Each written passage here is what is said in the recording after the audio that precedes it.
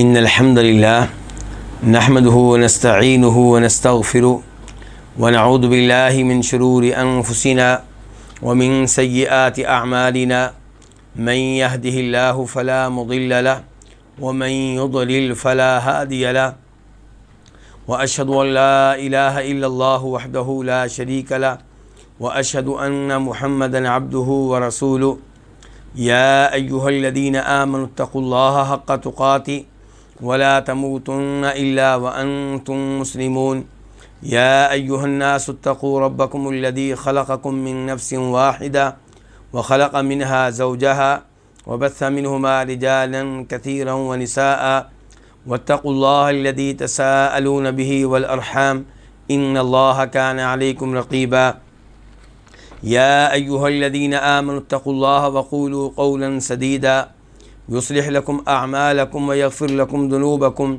ومن يطع الله ورسوله فقد فاز فوزا عظيما أما بعد فإن خير الحديث كتاب الله وخير الهدي هدي محمد صلى الله عليه وسلم وشر الأمور محدثاتها وكل محدثة بدعة وكل بدعة ضلالة وكل ضلالة في النار۔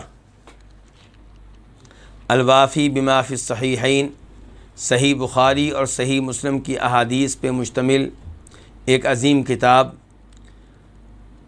اس کتاب کے 10 مقاصد ہیں، جن میں سے 7 مقاصد ہم مکمل کر چکے ہیں۔ 8واں مقصد جاری و ساری ہے۔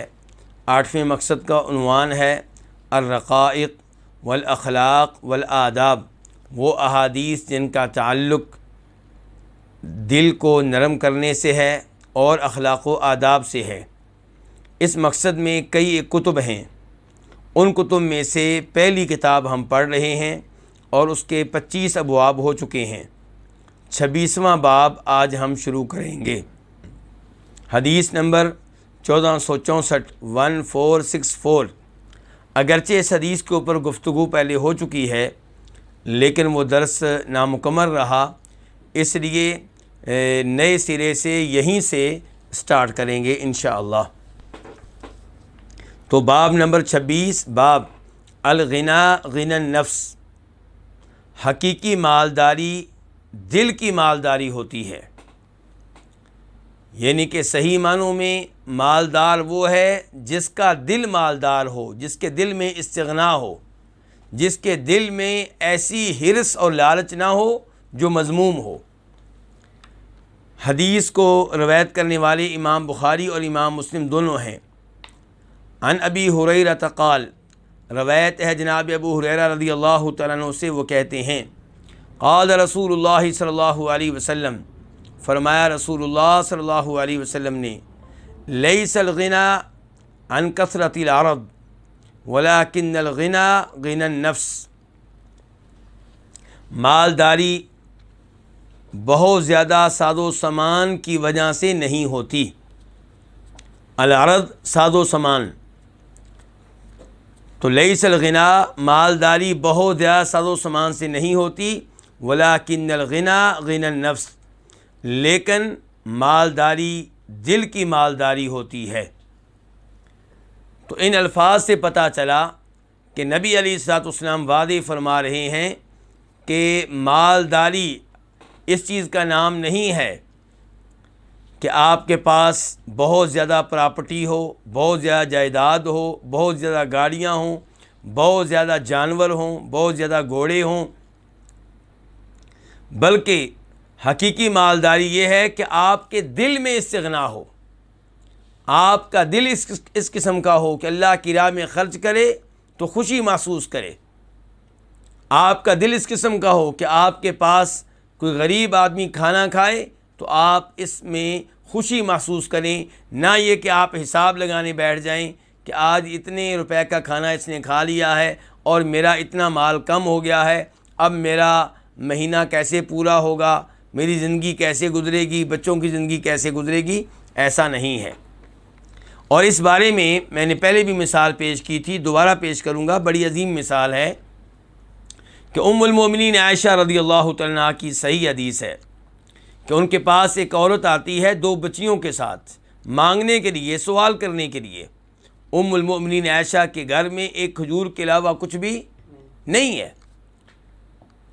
اب اگر ہمارے جیسا کوئی ہوتا تو اس سے مدد کر لیتا کہ میرے پاس کچھ نہیں ہے، میں تمہیں کیا دوں، لیکن ام المؤمنین عائشہ دل کے لحاظ سے مالدار ہیں، اس لیے ان کے گھر میں موجود واحد چیز کھجور، ایک عدد کھجور، وہ بھی اس عورت کے حوالے کر دیتی ہیں۔ اور دوسرے نمبر پہ وہ روایت بھی آپ سب لوگوں کے ذہنوں میں ہوگی کہ نبی علیہ الصلوۃ والسلام کے پاس ایک آدمی آتا ہے بطور مہمان، آپ اپنی ہر بیوی کے پاس پیغام بھیجتے ہیں کہ کیا تمہارے پاس کچھ ہے تاکہ اس مہمان کی مہمان نوازی کا حق ادا کیا جائے، تو ہر بیوی کی طرف سے جواب آتا ہے کہ میرے گھر میں پانی کے علاوہ کچھ بھی نہیں ہے۔ تو نبی علیہ السلام عام اعلان کر دیتے ہیں صحابہ کرام میں، کون ہے جو میرے اس مہمان کو لے کر جائے؟ تو ایک صحابی اس مہمان کو لے کر جاتے ہیں، وائف کہتی ہے کہ گھر میں کھانے پینے کے لیے کوئی خاص نہیں ہے، بچوں کے لیے تھوڑا سا کھانے پینے کا سامان موجود ہے۔ تو خاوند کہتا ہے کہ بچوں کو کسی بہانے سے سلا دو، لیکن نبی علیہ السلام کے مہمان کو مسرد نہ کرو، وہ بھوکا نہ رہے۔ چنانچہ وہ کھانا جو بچوں کے لیے تھا وہ مہمان کو کھلا دیا گیا، اور دونوں میاں بیوی بھی بھوکے رہے، اور مہمان کے سامنے یہ ظاہر کرتے رہے کہ ہم بھی تمہارے ساتھ کھانے میں شریک ہیں، کیونکہ اندھیرا تھا۔ تو مہمان سمجھتا رہا کہ یہ بھی کھانا کھا رہے ہیں، لیکن وہ دونوں بھوکے رہے اور ان کے بچے بھی بھوکے رہے، لیکن نبی علیہ السلام کے مہمان کو انہوں نے بھوکا نہیں رہنے دیا۔ تو یہ ہے وَلَٰكِنَّ الْغِنَىٰ غِنَى النَّفْسِ، حقیقی مالداری کیا ہوتی ہے؟ حقیقی طور پہ مالدار وہ ہے جو دل کے لحاظ سے مالدار ہے۔ اس کے بعد حدیث نمبر 27، باب نمبر 27، باب الفقراء يدخلون الجنة قبل الاغنیاء، کہ فقیر لوگ مالدار لوگوں سے پہلے جنت میں داخل ہوں گے۔ حدیث نمبر 1465، 1465۔ اس حدیث کو روایت کرنے والے امام کون سے؟ امام بخاری۔ عن سہل، روایت ہے جناب سہل بن سعد ساعدی رضی اللہ تعالی عنہ سے، قال، وہ کہتے ہیں، مر رجل علی رسول اللہ صلی اللہ علیہ وسلم، ایک آدمی گزرا نبی علیہ الصلوۃ والسلام کے پاس سے، فقال، تو آپ علیہ الصلوۃ والسلام نے کہا، ما تقولون فی ھذا، تم کیا کہتے ہو اس آدمی کے بارے میں؟ تم لوگوں کا کیا موقف ہے اس آدمی کے بارے میں؟ تم لوگوں کا کیا تبصرہ ہے اس آدمی کے بارے میں؟ یعنی کہ آپ کی مجلس میں جو لوگ تشریف فرما تھے، آپ نے ان سے کہا کہ یہ آدمی جو میرے پاس سے گزرا ہے، اس کے بارے میں تم لوگوں کی کیا رائے ہے؟ قالوا، تو انہوں نے کہا، حری ان خطب ان ينکح وان شفع ان یشفع وان قال ان یستمع، انہوں نے کہا کہ یہ اس لائق ہے کہ اگر یہ کسی عورت کو نکاح کا پیغام بھیجے تو اس کا نکاح کر دیا جائے۔ یعنی کہ اس آدمی کی حالت ایسی ہے، اس آدمی کا لباس ایسا ہے کہ جس گھر میں بھی نکاح کا پیغام بھیجے گا، گھر والے خوشی سے اسے اپنی بیٹی کا نکاح دے دیں گے، رشتہ دے دیں گے۔ کیوں؟ کیونکہ بخاری کی دوسری روایت میں یہاں پہ الفاظ ہیں کہ رجل من اشراف الناس، کہ وہ آدمی معزز لوگوں میں سے لگ رہا ہے۔ تو حری ان کا معنی کیا ہوتا ہے؟ اس لائق ہے۔ ان خطبہ، اگر وہ نکاح کا پیغام بھیجے، ان ینکا، تو اس کا نکاح کیا جائے، وَإِن شَفَعَ أَن يُشَفَّعَ، اور اگر وہ سفارش کرے تو اس لائق ہے کہ اس کی سفارش قبول کی جائے، مان لی جائے۔ وَإِن قَالَ أَن يُسْتَمَعَ، اور اگر وہ کوئی بات کہے تو اس لائق ہے کہ اس کی بات غور سے، توجہ سے سنی جائے۔ ایک لفظ ہوتا ہے یسمع اور ایک ہے یستمع، یعنی کہ یہاں پہ تا آئی ہے، یسمع میں تا نہیں ہوتی، یسما کا معنی ہوگا بات سنی جائے، یہاں پہ یستمع تا کے ساتھ غور سے سنی جائے، جیسے اللہ تعالیٰ قرآن حکیم میں کہتے ہیں وَإِذَا قُرِئَ الْقُرْآنُ فَاسْتَمِعُوا لَهُ، جب قرآن کی تلاوت ہو رہی ہو تو اس تلاوت کو غور سے سنو، توجہ سے سنو۔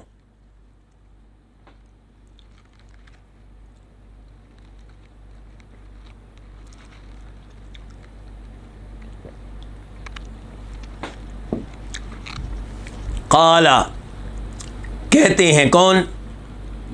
راوی سہل بن سعد کہ ثم سکتا، پھر نبی علیہ الصلوۃ والسلام خاموش ہو گئے۔ صحابہ کرام کا اس آدمی کے بارے میں تبصرہ سننے کے بعد آپ نے خاموشی اختیار کی۔ فمر رجل من فقراء المسلمین، تو ایک آدمی گزرا فقیر مسلمانوں میں سے، تو اس کا مطلب ہے پہلا کیا تھا؟ مالدار، دوسرا اب کیا ہے؟ فقیر۔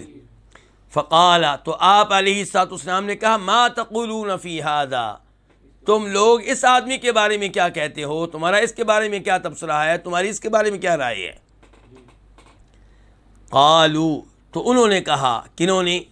آپ کی مجلس میں بیٹھے ہوئے صحابہ کرام نے، حلی ان خطب اللہ ینکح، یہ اس لائق ہے کہ اگر نکاح کا پیغام بھیجے تو اس کا نکاح نہ کیا جائے، یعنی کہ جس گھر میں یہ نکاح کا پیغام بھیجے گا اس کو آسانی سے کوئی بھی رشتہ دینے کے لیے تیار نہیں ہوگا۔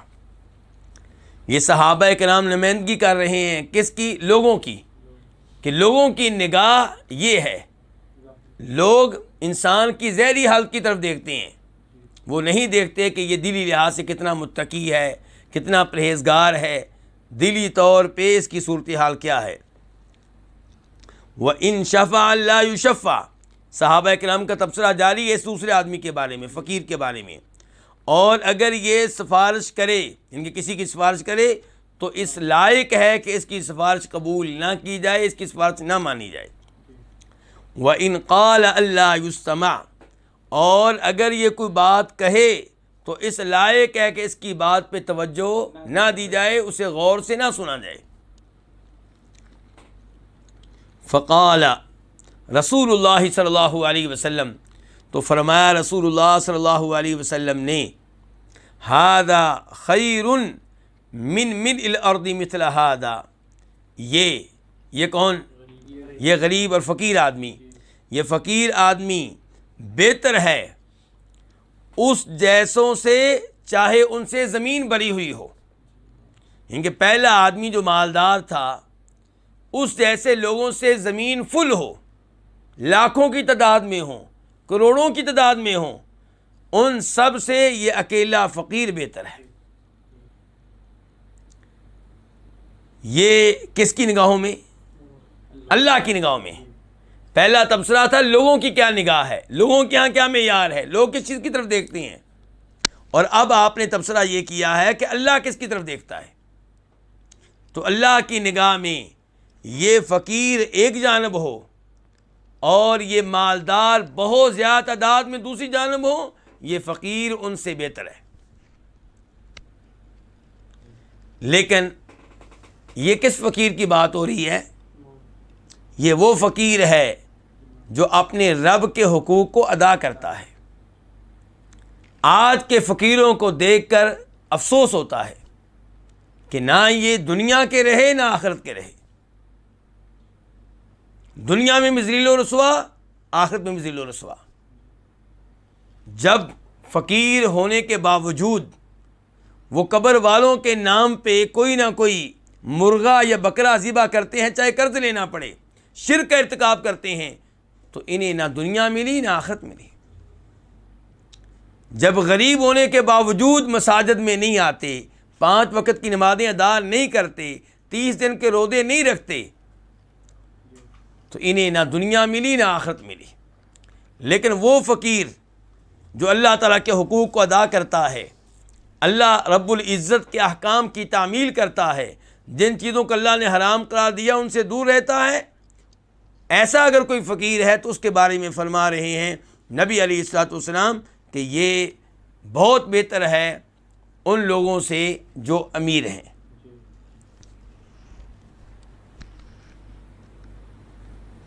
یہاں پہ وہ حدیث بھی آپ کے سامنے رکھنا چاہوں گا جس میں فرماتے ہیں نبی علیہ الصلوۃ والسلام کہ اللہ رب العزت نہیں دیکھتے تمہاری ظاہری شکل و صورت کی طرف، اور نہ ہی اللہ دیکھتے ہیں تمہارے مال کی طرف، تو اللہ کی طرف دیکھتے ہیں تمہارے دل کی طرف اور تمہارے اعمال کی طرف، کردار کی طرف۔ تو اس حدیث میں بھی پہلا حصہ کیا ہے؟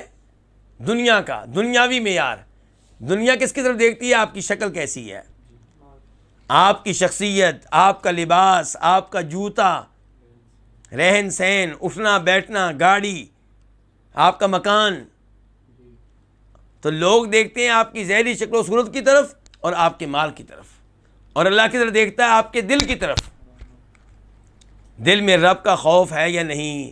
دل میں تقوی و پرہیزگاری ہے یا نہیں؟ دل میں تکبر تو نہیں ہے؟ دل میں تواضع ہے یا نہیں؟ تو اللہ تعالیٰ دیکھتے ہیں کس کی طرف؟ تمہارے اعمال، کردار اور تمہارے دل کی طرف۔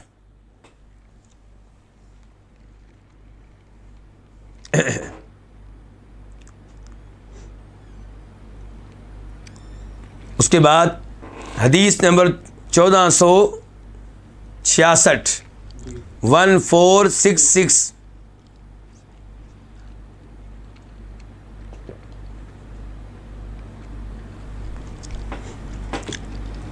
میم۔ اس حدیث کو روایت کرنے والے امام کون سے؟ امام مسلم۔ عن عبداللہ بن عمر قال، روایت ہے جناب عبداللہ بن عمر رضی اللہ تعالیٰ عنہما سے، وہ کہتے ہیں سمعت رسول اللہ صلی اللہ علیہ وسلم یقول، میں نے سنا نبی علیہ الصلوۃ والسلام سے کہ آپ فرما رہے تھے ان فقراء المہاجرین یسبقون الاغنیاء یوم القیامہ الی الجنۃ ب40 خریفہ، کہ بے شک مہاجر فقیر، مہاجر بھی ہیں اور فقیر بھی ہیں، مہاجر فقیر یسبقون الاغنیاء، مالداروں سے سبقت لے جائیں گے قیامت کے دن۔ کس چیز میں؟ الی الجنۃ، جنت میں جانے کے اعتبار سے، جنت میں داخل ہونے کی طرف سبقت لے جائیں گے۔ کس قدر؟ کتنی کو سبقت؟ ب40 خریفہ، 40 سال، یعنی کہ 40 سال پہلے مالداروں سے فقیر مہاجرین کہاں پہنچ جائیں گے؟ جنت میں پہنچ جائیں گے۔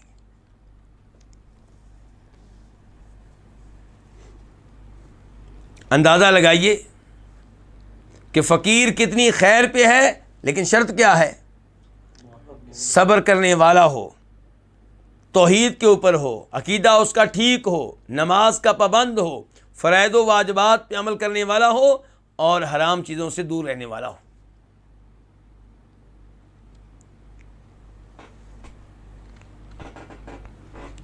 تو مہاجر جو فقیر ہیں وہ مالداروں سے قیامت کے دن سبقت لے جائیں گے جنت کی طرف 40 سال۔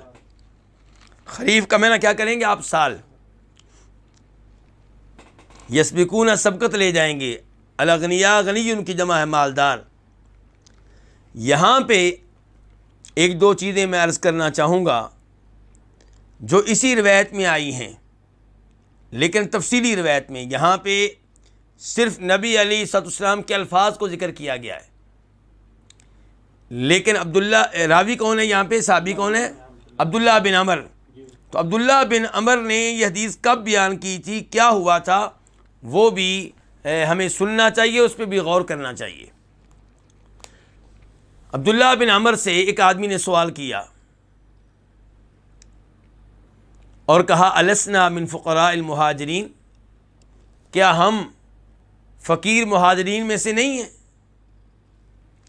تو عبداللہ بن عمر بن عاص نے کہا، یہ الفاظ دھیان سے سننے چاہیے کہ کیا میں اور آپ فقیر ہیں یا امیر ہیں؟ کیونکہ بہت سارے لوگ اپنے آپ کو فقیر سمجھتے ہیں جبکہ حقیقت میں فقیر نہیں ہے۔ بلکہ میں تو کئی دوستوں کو توجہ دلاتا رہتا ہوں، آپ کو بھی دلاؤں گا، بہت سارے لوگ ایسے ہوتے ہیں جن پہ زکوٰۃ واجب ہو رہی ہوتی ہے اور وہ توجہ ہی نہیں کرتے، وہ سمجھتے ہیں کہ ہم غریب ہیں۔ 52.5 تولے چاندی اس کی قیمت کوئی زیادہ نہیں ہے. وہ بہت سارے لوگوں کے گھر میں اتنی قیمت رہتی ہے, سال گزر جاتا ہے, زکوٰۃ نہیں دیتے, سوچتے بھی نہیں ہیں. وہ کہتے سمجھتے ہیں کہ ہم غریب ہیں. بھئی آپ کے پاس آپ کے بینک اکاؤنٹ میں یا آپ کے گھر میں اگر 70-80 ہزار روپیہ موجود ہے تو آپ کا نصاب پورا ہو رہا ہے, آپ پہ زکوٰۃ ہے. ایسے ہی اگر آپ کے گھر میں زیورات ہیں, سونا ہے 7.5 تولے, تو زکوٰۃ واجب ہے آپ پہ, یا آپ پہ واجب ہے یا آپ کی بیوی پہ واجب ہے. اگر آپ مالک ہیں تو آپ پہ واجب ہے, ورنہ آپ کی بیوی پہ واجب ہے. لیکن لوگ سنتے رہتے ہیں جی ہم تو غریب ہیں. تو عبداللہ بن عمرو بن عاص ایک آدمی کہہ رہے ہیں کہ کیا ہم فقیر اور مہاجر نہیں ہیں؟ تو انہوں نے اس سے سوال کیا, کہا الک امرا تأوی الیہا, کیا تمہاری بیوی ہے جس کے پاس بیٹھتے ہو تو تمہیں سکون ملتا ہے, یعنی کہ تمہارا ایک ٹھکانہ ہے بیوی کی شکل میں؟ قال نعم, اس آدمی کا بالکل میری بیوی ہے.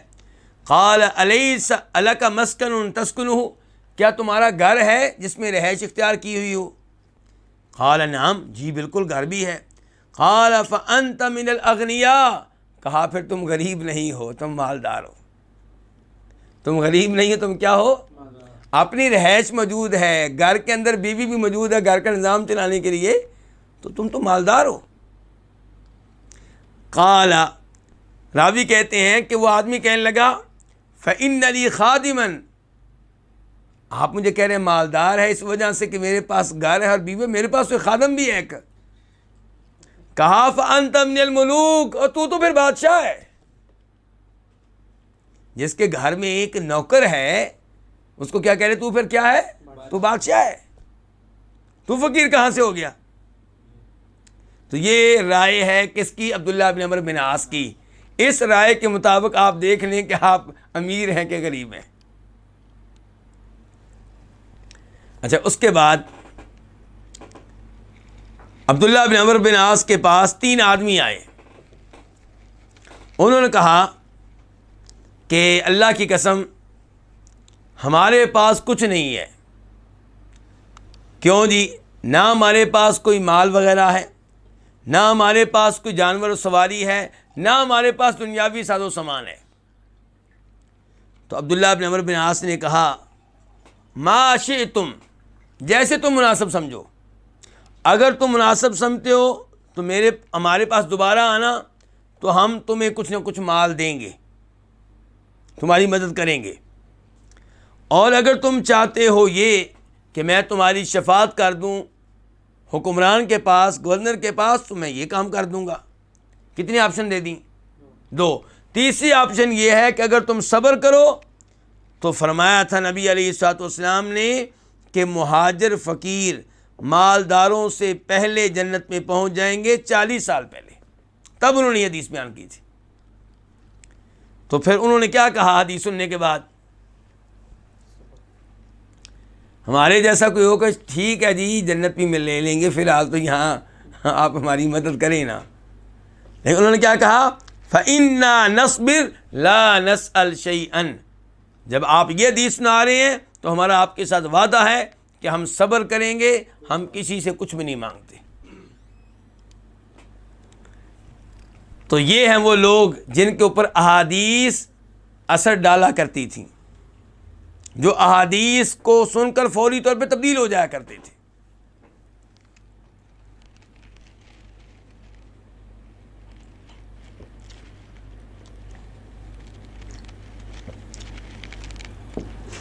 حدیث باب نمبر 28, باب لِيَنْظُرْ إِلَى مَنْ هُوَ أَسْفَلْ مِنْهُ, چاہیے کہ انسان اس کی طرف دیکھے جو اس سے نیچے ہو. جو اس سے کیا ہو؟ نیچے سے کیا مراد ہے یہ حدیث سے واضح ہو جائے گا. حدیث نمبر کیا ہے؟ 1467 قاف.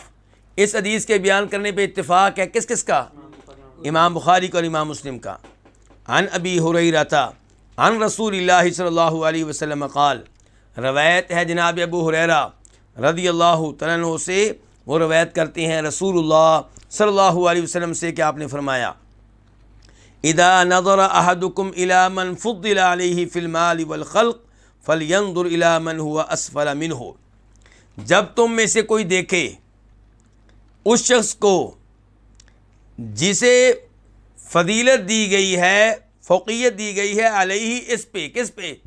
دیکھنے والے پہ، تمہارے اوپر، یعنی کہ جب تم میں سے کوئی دیکھے اس شخص کو جسے اس پہ فضیلت دی گئی ہے، کس پہ؟ دیکھنے والے پہ۔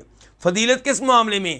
فی المالی، مال کے معاملے میں، والخلقی، اور خلقت کے معاملے میں، جسم کے معاملے میں، خوبصورتی کے معاملے میں، قد کے معاملے میں، وغیرہ وغیرہ۔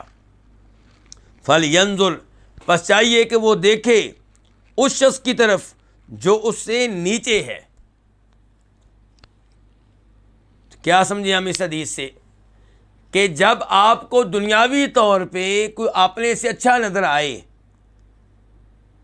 تو آپ اس کے اوپر رشک کرنے لگیں، آپ کا دل اس کی طرف مائل ہونے لگے، آپ کا دل للچانے لگے، آپ بھی سوچنے لگے کاش میرے پاس بھی ایسی گاڑی ہو، کاش میرے پاس بھی ایسا جوتا ہو، میرے پاس بھی اتنے زیورات ہوں، میرے پاس بھی ایسی کوٹھی ہو۔ تو جب آپ کے منہ پہ پانی آنے لگے اور دل ادھر متوجہ ہو جائے تو شریعت کیا رہنمائی کرتی ہے؟ شریعت یہ نہیں کہتی کہ آپ چوری کریں، ڈاکہ ڈالیں اور آپ بھی کوٹھی ویسی حاصل کریں۔ شریعت کہتی ہے نہیں، آپ اس کی طرف دیکھیں جس کا مکان آپ سے بھی چھوٹا ہے، جس کا مکان آپ کے مکان سے بھی سستا ہے، جس کا قد آپ کے قد سے بھی چھوٹا ہے، جو خوبصورتی میں آپ سے بھی پیچھے ہے، جو مال میں آپ سے بھی پیچھے ہے، آپ اس کی طرف دیکھیں۔ کیوں جی؟ کس لیے؟ یہ آگے حدیث میں وضاحت آ رہی کس لیے۔ یہ حدیث کے جو ابھی الفاظ ہم نے پڑھے ہیں یہ بخاری اور مسلم دونوں کے تھے۔ اس کے بعد کتاب کے مؤلف کہتے ہیں کہ کچھ الفاظ وہ ہیں جو بخاری میں تو نہیں آئے، مسلم میں آئے ہیں، تو کہتے ہیں وفی روایت مسلم، اور مسلم کی ایک روایت میں ہے انظروا الی من اسفل منکم، تم اس کی طرف دیکھو جو تم سے نیچے ہے۔ کس معاملے میں؟ دنیا کے معاملے میں، جسمانی طور پہ۔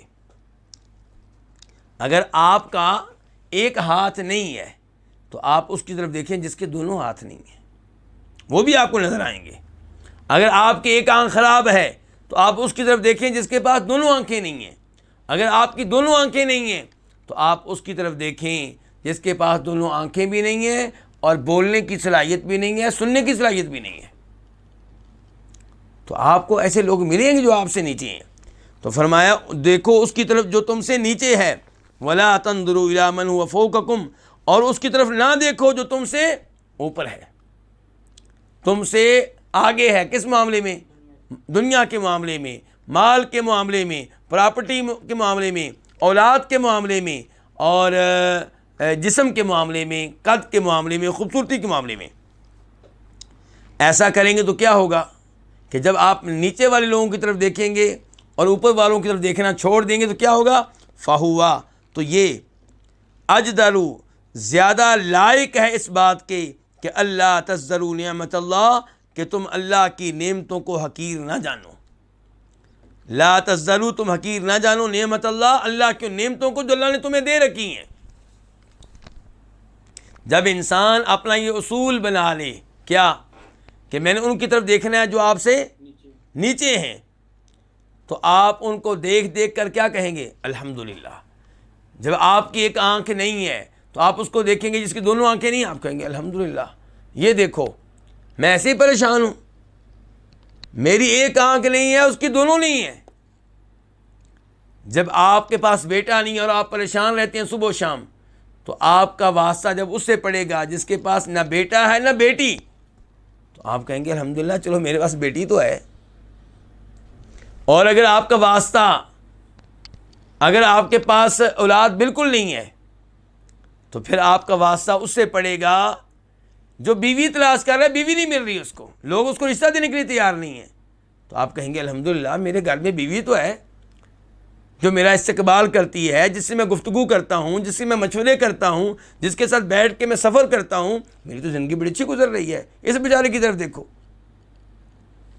تو ہمیشہ انسان ان کی طرف دیکھے جو دنیاوی لحاظ سے، مالی لحاظ سے، جسمانی لحاظ سے آپ سے پیچھے ہیں، اس سے کیا فائدہ ہوگا؟ آپ کے دل میں رب کا شکر پیدا ہوگا۔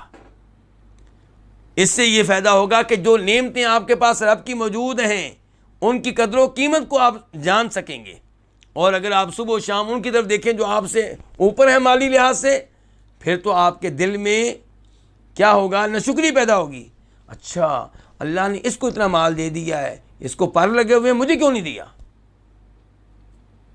اللہ نے اس نکمے کو،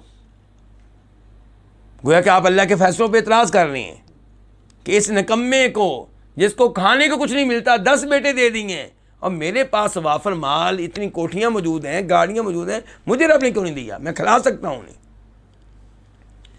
تو گویا کہ آپ پھر اللہ کے فیصلوں پہ اعتراض کر رہے ہیں، آپ تو کفر کی حدود میں داخل ہو رہے ہیں۔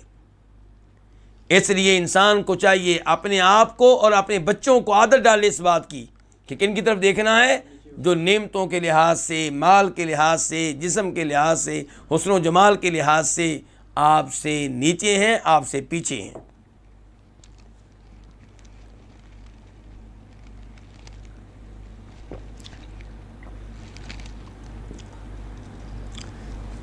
اب ہم دوسری کتاب شروع کرنے لگے ہیں، لیکن دوسری کتاب شروع کرنے سے پہلے میں ایک ضروری اعلان کرنا چاہوں گا، اور بھائیوں سے چاہوں گا کہ اس اعلان پہ توجہ دیں۔ اعلان یہ ہے کہ کئی دوست شکایت کرتے ہیں کہ ہم حدیث کے دورے میں شریک ہونے کے لیے واٹس ایپ گروپوں میں شامل ہوئے، لیکن ہوتا یہ ہے کہ ہمیں لوگ پرائیویٹ میسج کرتے ہیں، ہم سے رابطہ کرتے ہیں، ایسا کیوں ہو رہا ہے؟ تو میری گزارش یہ ہے کہ میں پہلے بھی کئی دفعہ بھائیوں سے اپیل کر چکا ہوں کہ کسی کو تنگ کرنا، کسی کو تکلیف دینا، کسی کو پریشان کرنا یہ مناسب نہیں ہے، خصوصاً ان عظیم لوگوں کو جو حدیث کا علم لینے کے لیے ان گروپوں میں شامل ہوئے ہیں۔ تو آپ لوگوں سے درخواست ہے کہ آپ میں سے کوئی بھی کسی دوسرے کو پرائیویٹ میسج نہ کرے سوائے اس کے جو پہلے سے آپ کا دوست ہے، جس سے آپ کا پہلے سے کوئی تعلق ہے، اس سے آپ رابطہ رکھیں، ہمیں کوئی اعتراض نہیں ہے۔ لیکن جن کے نمبرز آپ کے پاس آئے ہیں اس دورے کی وجہ سے، دورہ حدیث کی وجہ سے، تو ان کو پریشان کرنا، پرائیویٹ میسج کرنا یہ درست نہیں ہے۔ کسی بھی مسلمان کو پریشان کرنے سے گریز کرنا چاہیے۔ تو اب ہے الکتاب الثانی، دوسری کتاب کیا ہے؟ الاخلاق والآداب۔ یہ ان احادیث کے بارے میں ہے جو اخلاق و آداب پہ مشتمل ہیں۔ تو اس کتاب میں کئی ایک فصلیں بھی ہیں، فصول ہیں۔ تو پہلی فصل ہم پڑھنے لگے ہیں، اور وہ کیا ہے؟ احادیث جامعہ، جامع قسم کی احادیث، ایسی احادیث جن میں بہت سی چیزیں داخل ہو جاتی ہیں، ایسی احادیث جن میں بہت سے امور بیان ہوئے ہیں۔ اور اس پہلی فصل میں پہلا باب احادیث جامعۃ فی الخیر، خیر کے بارے میں جامع قسم کی احادیث۔ حدیث نمبر 1468 1468 قاف۔ اس حدیث کے بیان کرنے پہ اتفاق ہے کس کس کا؟ امام بخاری کا اور امام مسلم کا۔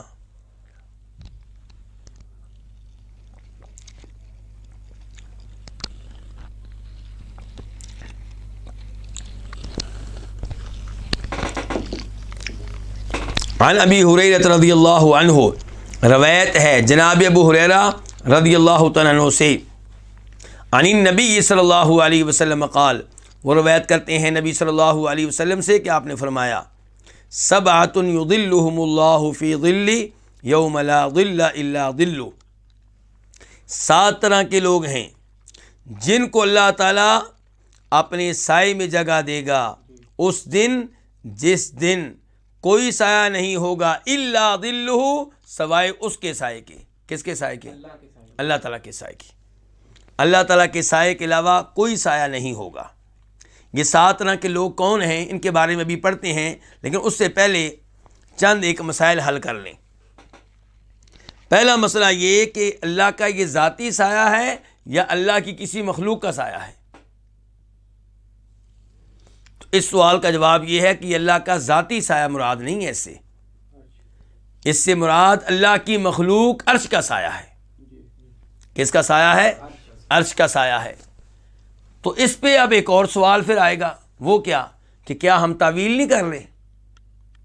حدیث میں تو آیا ہے کہ اس دن اللہ کے سائے کے علاوہ کوئی سایہ نہیں ہوگا، اور ہم کہہ رہے ہیں جی اللہ کا سایہ نہیں بلکہ اللہ کے عرش کا سایہ.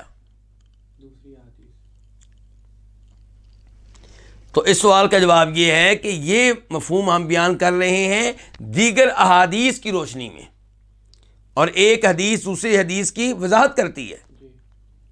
اللہ کے رسول علیہ الصلوۃ والسلام کی کس حدیث کا کیا مطلب ہے، یہ آپ ہی کی دوسری حدیث بہتر انداز میں واضح کر سکتی ہے. تو آئیے دیکھیے ذرا. مثال کے طور پہ یہ حدیث ہے ہمارے پاس، جس کو سلمان رضی اللہ عنہ روایت کرتے ہیں، اور امام سعید ابن منصور اسے اپنی سنن میں لے کر آئے ہیں. وہاں پہ الفاظ ہیں سبعۃ یظلھم اللہ فی ظل عرشہ، 7 طرح کے لوگ ہیں جن کو اللہ تعالیٰ اپنے عرش کے سائے میں جگہ دے گا. اور اس حدیث کو حافظ ابن حجر رحمہ اللہ نے حسن قرار دیا ہے. اور یہی فتویٰ ہے سعودی علماء کرام کی اس کمیٹی کا جس کو کیا کہتے ہیں اللجنہ الدائمہ. ان کا بھی یہی فتویٰ ہے کہ یہاں پہ سائے سے مراد کیا، اللہ کے عرش کا سایہ، اور وہ بھی اللہ کا سایہ ہے. اللہ کے عرش کا سایہ کس کا سایہ ہے؟ ذرا آپ کی توجہ چاہوں گا دھیان سے. بیت اللہ کو آپ کیا کہتے ہیں؟ اللہ کا گھر. تو اس کو اللہ کا گھر کیوں کہتے ہیں؟ جب ہم کسی چیز کو اللہ کی طرف منسوب کرتے ہیں، اللہ کا گھر، اللہ کا کلمہ، اللہ کی روح، اللہ کا سایہ، تو یہاں پہ 2 طرح کے معنوں کا احتمال ہوتا ہے. ایک یہ کہ یہ چیز اللہ کی مخلوق ہے، ایک یہ کہ یہ چیز اللہ کی صفت ہے. تو وہ چیز جس کو ہم اللہ کی طرف منسوب کرتے ہیں، وہ اگر اپنا ذاتی کوئی وجود رکھتی ہے تو پھر وہ کیا ہوگی؟ مخلوق ہوگی. بیت اللہ اس کا اپنا وجود ہے. تو جب ہم کہتے ہیں اللہ کا گھر، اس سے مراد کیا ہے؟ اللہ کا وہ گھر جو اللہ نے پیدا کیا ہے، اللہ کا وہ گھر جس کو اللہ نے بڑی عزت دی ہے.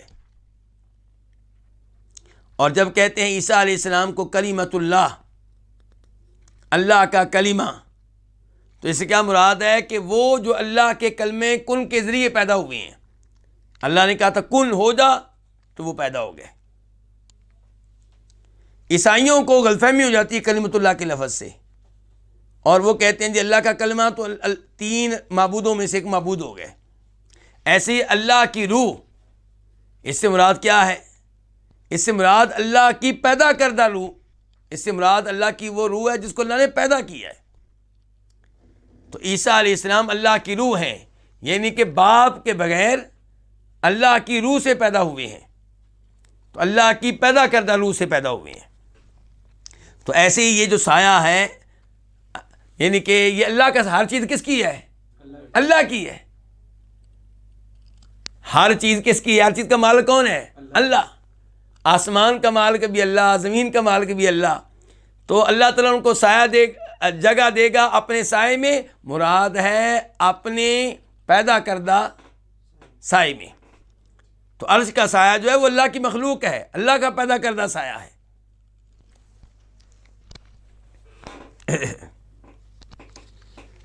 اچھا، یہ ہمارا مسئلہ حل ہوا کہ سائے سے مراد پھر اللہ کا ذاتی سایہ نہیں بلکہ کیا مراد ہے؟ اللہ کے عرش کا سایہ ہے.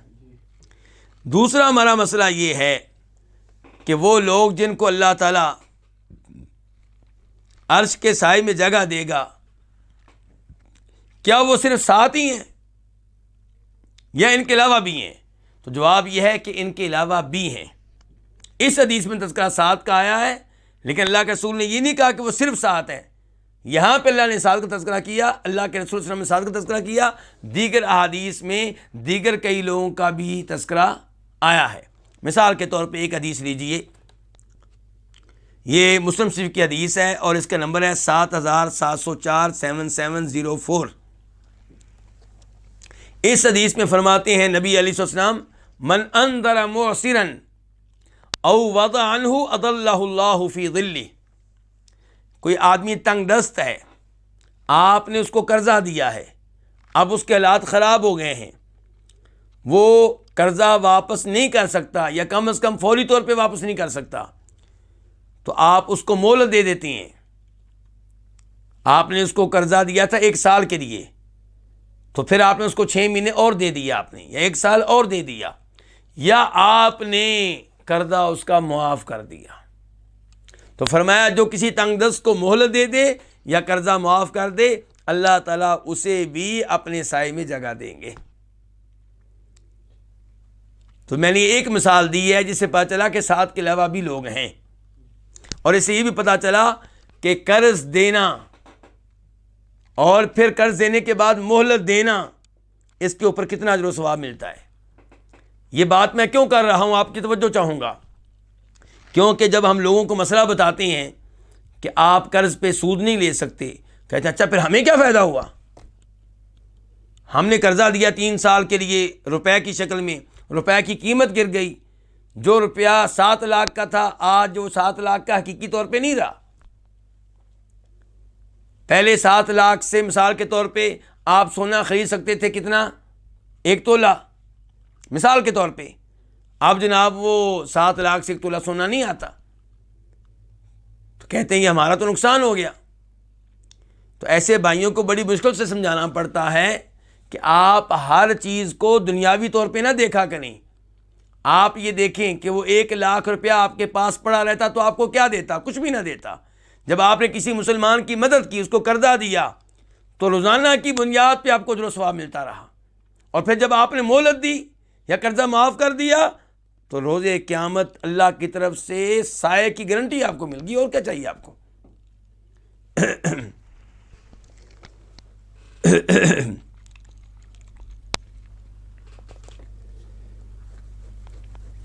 اس کے بعد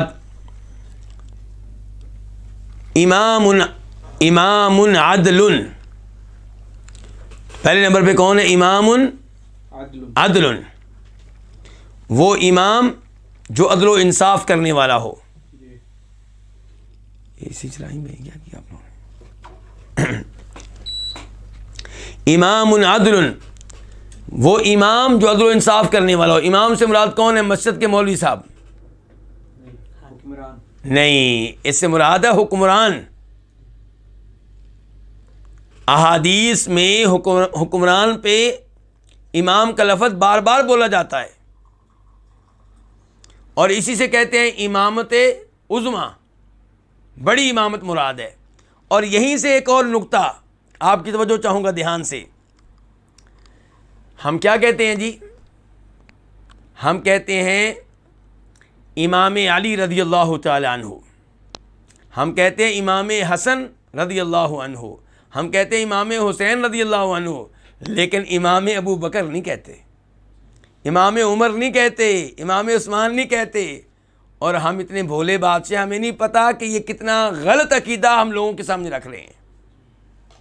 یہ فرق جناب علی کو امام کہنا، ابو بکر کو نہ کہنا، عمر کو نہ کہنا، عثمان نہ کہنا، یہ رافضیوں کا عقیدہ ہے، صحابہ کرام کی توہین کرنے والوں کا عقیدہ ہے۔ یہ ان لوگوں کا عقیدہ ہے جن کی سوچ یہ ہے کہ جناب علی اور ان کی اولاد صرف وہ خلافت اور بادشاہت کے حقدار تھے، ابو بکر عمر عثمان حقدار نہیں تھے، یہ تو ظالم انہوں نے قبضہ کیا تھا، یہ قبضہ گروپ ہے۔ تو اس لیے وہ ابو بکر کو امام نہیں کہیں گے۔ تو امام سے مراد وہ کوئی مسجد کا مولوی صاحب نہیں لیتے، امام سے مراد وہ علم کے لحاظ سے امام مراد نہیں لیتے۔ یہاں پہ امام سے مراد وہ کیا لیتے ہیں؟ وہ جو حدیث میں آیا امام عدل، حکمران، خلیفہ۔ تو کہتے ہیں خلافت کس کا حق تھی پھر؟ جناب علی کی۔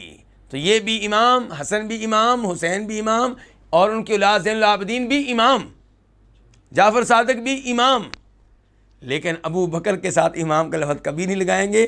اور یہ سنی یہ کہتا ہے میرا عقیدہ بالکل ٹھیک ہے، تو یہ بھی یہی کام کرتا ہے۔ اس لیے میں کہا کرتا ہوں یا سب کے نام کے ساتھ امام لگائیں یا پھر کسی بھی کے نام کے ساتھ امام نہ لگائیں، اس میں کوئی شک و شبہ نہیں۔ جناب علی امام ہیں، علم کے لحاظ سے بھی امام، خلافت کے لحاظ سے بھی امام، اور امامت مسجد کی امامت کے لحاظ سے بھی امام۔ جناب علی ہر لحاظ سے امام ہے، اور ابو بکر بدرجہ اولا ہر لحاظ سے امام ہے، جناب عمر بدرجہ اولا ہر لحاظ سے امام ہے، اور جناب عثمان بدرجہ اولا ہر لحاظ سے کیا ہے؟ امام ہے۔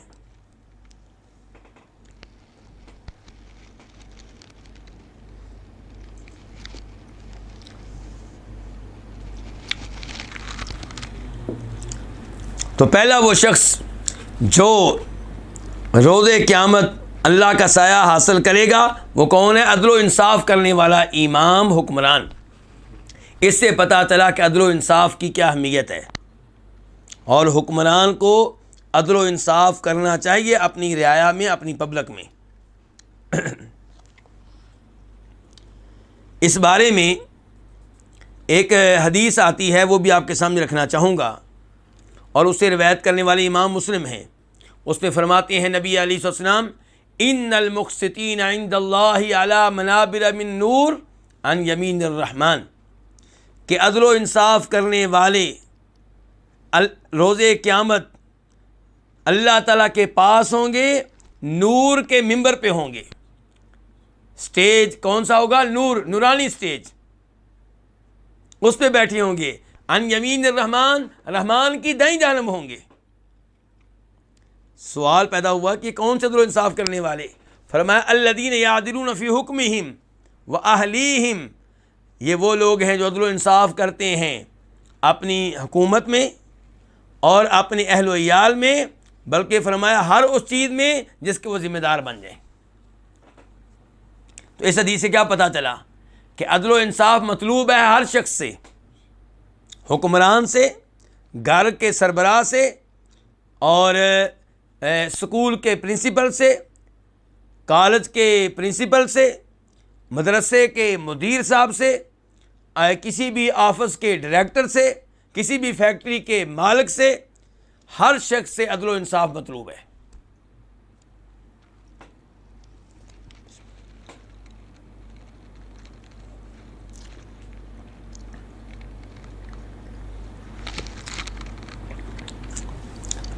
اب ہم یہ درس دوسروں کو دے لیتے ہیں لیکن اپنے آپ کو بھول جاتے ہیں۔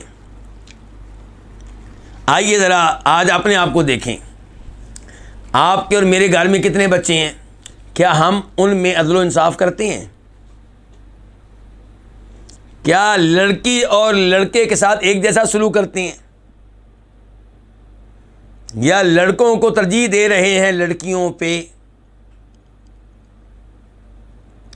اسلام نے وراثت میں لڑکے کو لڑکی پہ ترجیح دی ہے، کیونکہ لڑکے کی ذمہ داری ہیں، اس نے بہت سے لوگوں کا خرچہ اٹھانا ہے، لڑکی کے ذمہ کسی کا خرچہ نہیں ہے۔ لیکن گھر میں بطور والد تحفے تحائف دیتے ہوئے لڑکی لڑکا، صحیح بات یہ ہے کہ برابر ہے۔ صحیح بات یہ ہے کہ یہ کیا ہے؟ اگر آپ اپنی زندگی میں آپ اپنی زندگی میں اپنی جائیداد تقسیم کرتے ہیں، وراثت نہیں، وراثت اس کو کہتے ہیں جو مرنے کے بعد ہو۔ اگر آپ اپنی زندگی میں جائیداد تقسیم کرتے ہیں تو لڑکی لڑکا کیا ہوں گے؟ برابر ہوں گے۔ ایسے ہی پیار و محبت کرنے میں کیا آپ برابری کرتے ہیں گھر میں، یا لڑکیوں کو نظر انداز کیا ہوا ہے؟ تو یہ ہمیں سوچ لینا چاہیے۔ اور ایسے ہی آپ کہیں نہ کہیں ذمہ دار ہوں گے، آپ کے نیچے کہیں نہ کہیں کچھ لوگ کام کر رہے ہیں، ملازمین ہوں گے آپ کے نیچے، کیا آپ ان میں عدل و انصاف کرتے ہیں؟ یہ اپنے آپ سے ذرا پوچھئے۔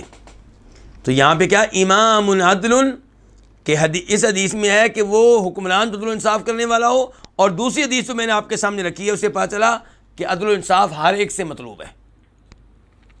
اگر کسی کی 2 بیویاں ہیں تو وہاں پہ بھی عدل و انصاف، 3 بیویاں ہیں تو وہاں پہ بھی عدل و انصاف۔ اچھا، یہاں پہ ایک سوال پیدا ہو سکتا ہے، وہ کیا کہ یہ جو ہے امام عدل، تو یہ تو عورت تو محروم ہو گئی اس سے۔ آپ فرما رہے ہیں کہ حکمران عدل و انصاف کرنے والا ہو تو اس کو روز قیامت سایہ ملے گا، تو عورت تو حکمران نہیں بن سکتی۔ پہلا سوال یہ، کیا بن سکتی ہے؟ جی نہیں بن سکتی۔ فرماتے ہیں نبی علیہ الصلوۃ والسلام، بخاری شریف کی حدیث ہے، لن یفلح قوم ولوا امرأہم امرأۃ، وہ قوم کبھی بھی فلاح نہیں پا سکتی جو کسی عورت کو حکمران بنا لیں۔ اب مصیبت یہ بھی ہے کہ لوگوں کے ہاں کامیابی کے پیمانے بھی مختلف ہیں. وہ دیکھتے ہیں سڑکوں کی طرف، وہ کہتے ہیں وہ دیکھیں یورپ کے فلاں ملک میں عورت حکمران ہے، اور دیکھیں کتنی پیاری سڑکیں ان کی، کتنے ایئرپورٹ ہیں ان کے. بھی اللہ کے رسول نے فرمایا فلاں نہیں پا سکتی، تو اس فلاں میں بہت سی چیزیں داخل ہیں. تو بہرحال عورت کو شریعت میں حکمران بننے کی اجازت نہیں ہے. عورت کو جو اللہ نے ذمہ داریاں دی ہیں بڑی خوبصورت ذمہ داریاں دی ہیں، تو عورت وہ ذمہ داریاں ادا کرے تو بہت سا اجر و ثواب لے سکتی ہے. لیکن علماء نے یہاں پہ یہ کہا ہے کہ اگر عورت اپنے گھر میں اپنے بچوں میں عدل و انصاف کرے تو امید کی جا سکتی ہے کہ وہ بھی اس حدیث کا اس وجہ سے حصہ بن جائے گی.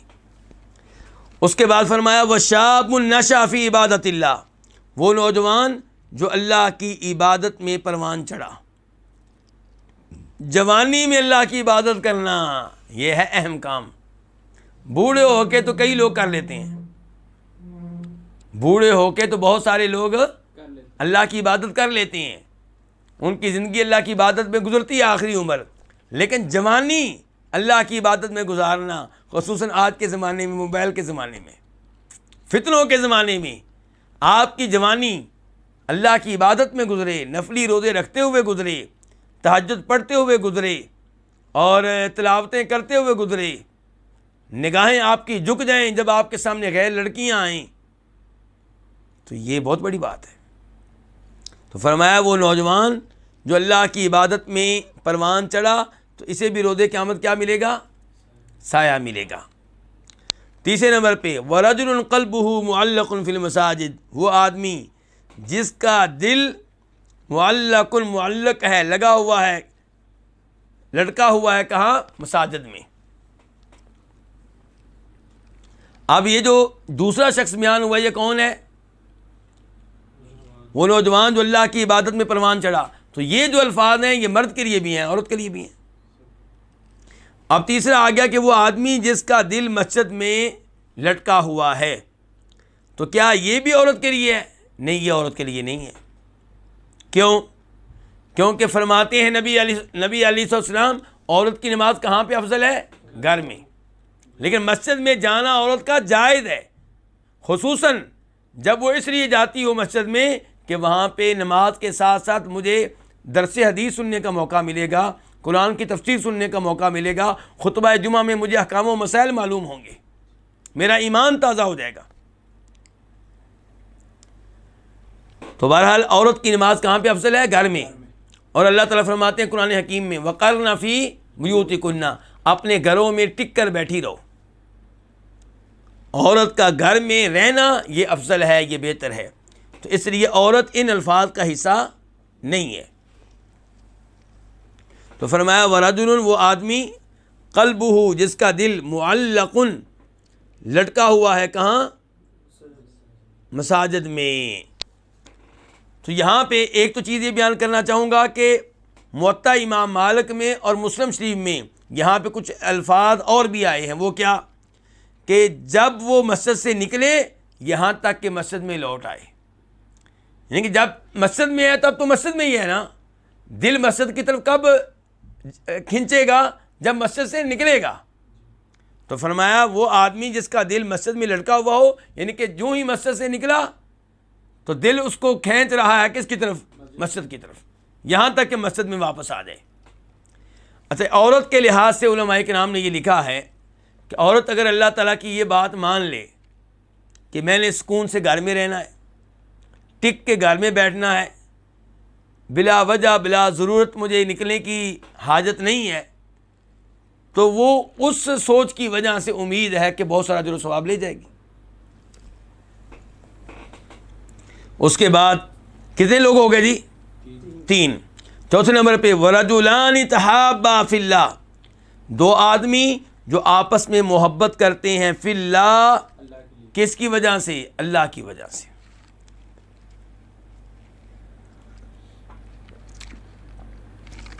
اجتمعا علیہ، وہ اسی کی بنیاد پہ جمع ہوئے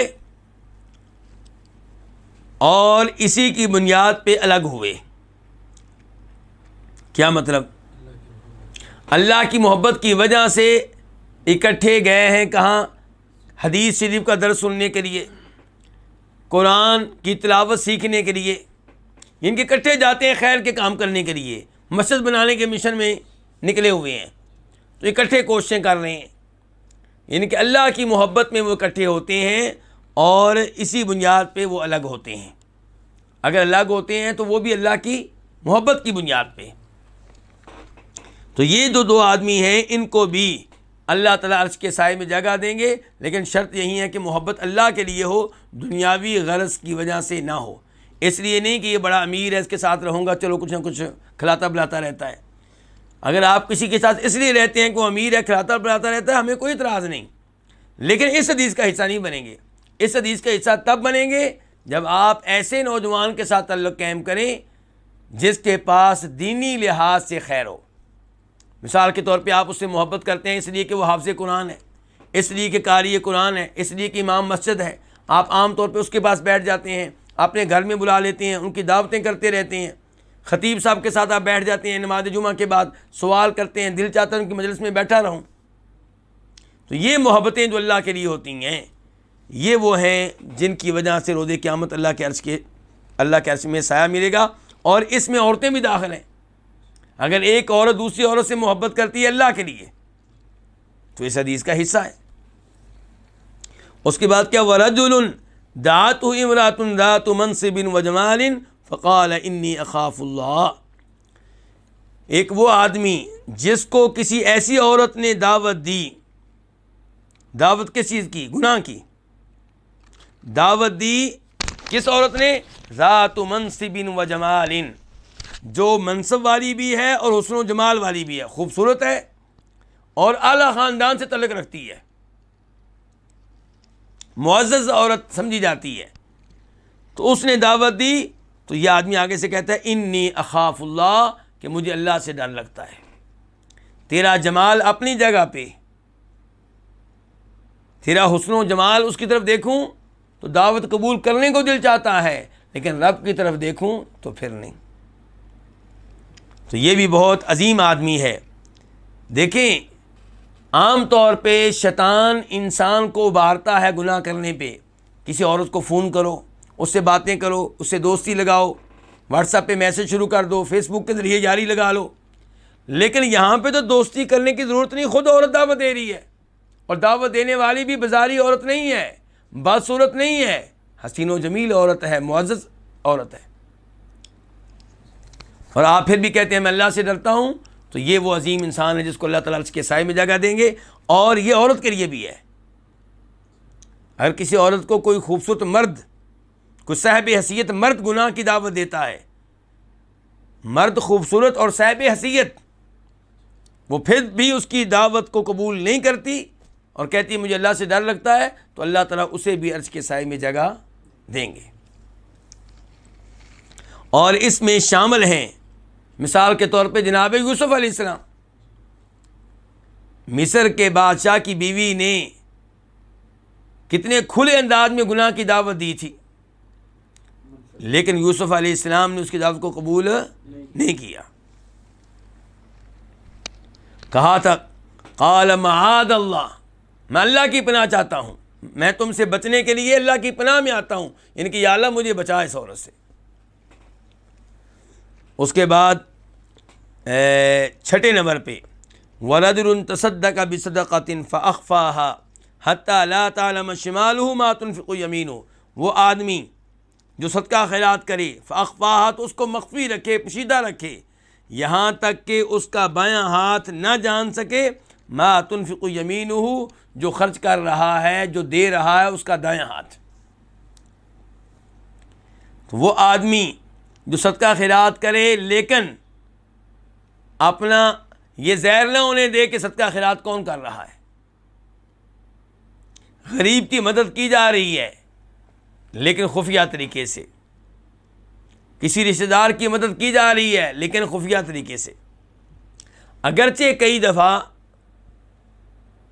اعلانیہ طور پہ صدقہ خیرات کرنا بھی مفید ہوتا ہے۔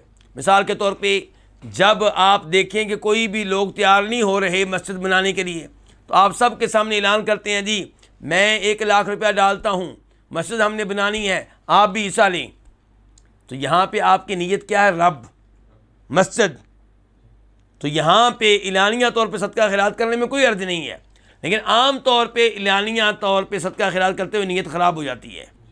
شیطان لے جاتا ہے نیت کو اس طرف کہ لوگ کیا کہیں گے، بڑا صدقہ خیرات کرتا ہے، لوگ آپ کو تمغہ دیں گے، ایوارڈ دیں گے، آپ کا اچھا تذکرہ ہوگا. تو جب یہ نیت ہو جائے گی تو ساری محنت ضائع ہو جائے گی. تو اس لیے فرمایا وہ آدمی جو صدقہ خیرات کرے تو اس کو مخفی رکھے یہاں تک کہ اس کا بایاں ہاتھ نہ جان سکے اس چیز کو جو خرچ کر رہا ہے اس کا دایاں ہاتھ. اس سے پتہ چلا کہ خرچ کس ہاتھ سے کرنا ہے؟ دائیں ہاتھ سے دیں کسی کو جو دینا ہے. بایاں ہاتھ اس سے کسی کو کوئی چیز دینا یہ درست نہیں ہے. اور آخر میں وَرَجُلٌ ذَكَرَ اللَّهَ خَالِيًا فَفَاضَتْ عَيْنَاهُ، کہ وہ آدمی جو اللہ کا ذکر کرے خالین، اس حال میں کہ وہ کیا ہو؟ خلوت میں ہو، تنہا ہو، تو اس کی آنکھیں بہہ پڑیں، آنکھوں سے آنسو نکل آئیں. کس کو یاد کرتے ہوئے؟ اللہ کو یاد کرتے ہوئے، اللہ کی عظمت کو یاد کرتے ہوئے، اللہ کی صفات کو یاد کرتے ہوئے، اللہ کی رحمت کو یاد کرتے ہوئے، اللہ کے عذاب کو یاد کرتے ہوئے، اللہ کی جنت کو یاد کرتے ہوئے، اللہ کی جہنم کو یاد کرتے ہوئے اس کی آنکھوں سے آنسو نکل آئیں. تو یہ بھی وہ آدمی ہے جس کو اللہ تعالیٰ اپنے عرش کے سائے میں جگہ دیں گے. اور اس میں بھی عورت داخل ہے. تو عورت صرف امام عدل، جو پہلا آدمی ہے کہ عدل و انصاف کرنے والا حکمران، اس میں عورت داخل نہیں ہے. اور دوسرے نمبر پہ وہ آدمی جس کا دل مسجد میں لگا ہوا ہے اس میں عورت داخل نہیں ہے، باقی سب میں عورت داخل ہے.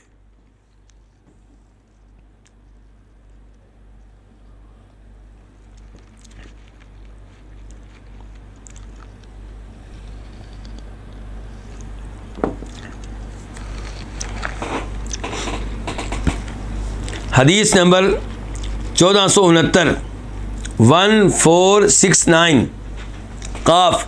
اس حدیث کے بیان کرنے پہ اتفاق ہے کس کس کا؟ امام بخاری کا اور امام مسلم کا.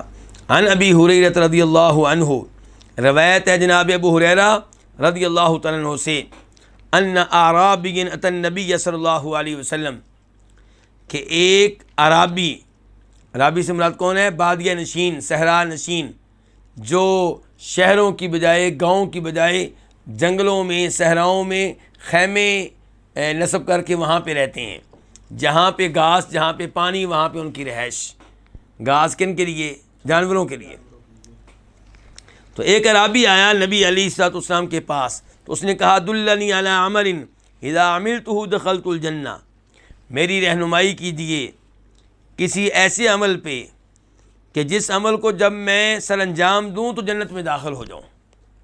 مجھے کوئی ایسا عمل بتائیے، مجھے کوئی عمل بتائیے اذا عملتہ، جب وہ عمل سر انجام دوں تو دخلت الجنہ، میں کہاں داخل ہو جاؤں؟ جنت میں داخل ہو جاؤں، جنت میں داخل ہونے کا حقدار بن جاؤں.